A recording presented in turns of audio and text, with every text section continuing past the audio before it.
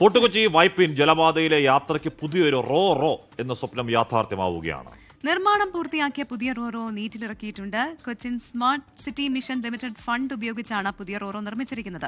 July 15ഓടെ service തുടങ്ങാൻ കഴിയുമെന്നാണ് പ്രതീക്ഷ. ഫോർട്ട് കൊച്ചി വൈപ്പിൻ യാത്രയ്ക്ക് ഏറ്റവുമധികം ആളുകൾ ആശ്രയിക്കുന്നതാണ് റോറോ സർവീസ്. എന്നാൽ നിലവിൽ 2 റോറോ സർവീസുകളാണ് ഉണ്ടായിരുന്നത്. ഇതിലൊന്ന് പലപ്പോഴും പണിമുടക്കുന്ന സാഹചര്യവും.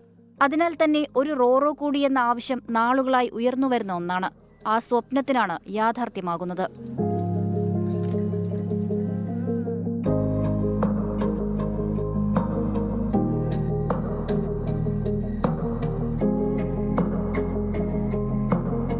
പതിനാല് ട്രക്കുകളും 12 കാറുകളും 50 യാത്രക്കാർക്കും ഒരേ സമയം പുതിയ റോറോയിൽ യാത്ര ചെയ്യാൻ കഴിയും.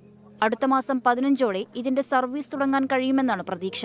പുതിയ റോറോ എത്തുന്നതോടെ നിലവിലുള്ള 2 റോറോകളിൽ ഓരോന്നായി അറ്റകുറ്റപ്പണികൾക്കായി ഡ്രൈ ഡോക്കിലേക്ക് മാറ്റാൻ സാധിക്കും. ദീർഘനാളായുള്ള കൊച്ചിയുടെ ആവശ്യം മൂന്നാമത്തെ ഒരു റോറോ, ഒരു സ്റ്റാൻഡ് ബൈ റോറോ നമുക്ക് ആവശ്യമാണ് എന്ന് പറഞ്ഞിരുന്നു. അത് CSML ഫണ്ട് ഉപയോഗിച്ചുകൊണ്ട് UDFന്റെ സമയത്താണ് നമുക്ക് CSML പ്രൊജക്ടിന് ഫണ്ട് അനുവദിച്ച് കിട്ടിയത്.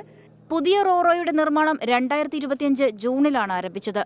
നീറ്റിലിറക്കിയ ശേഷം ചെയ്യാനുള്ള ഇലക്ട്രിക്കൽ ജോലികളുടെ പൂർത്തീകരണ ശേഷം ട്രയൽ റൺ നടത്തിയിട്ടാണ് സർവീസ് ആരംഭിക്കുക.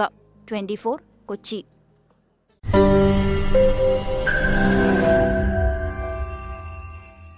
ലോകത്തെവിടെയായാലും ഏത് സമയത്തും 24 വാർത്തകളും ഓഗ്മെന്റഡ് റിയാലിറ്റി പാക്കേജുകളും എക്സ്പ്ലെയിനറുകളും വിശദമായി കാണാൻ ഞങ്ങളുടെ YouTube ചാനൽ നിങ്ങൾക്ക് സബ്സ്ക്രൈബ് ചെയ്യാം.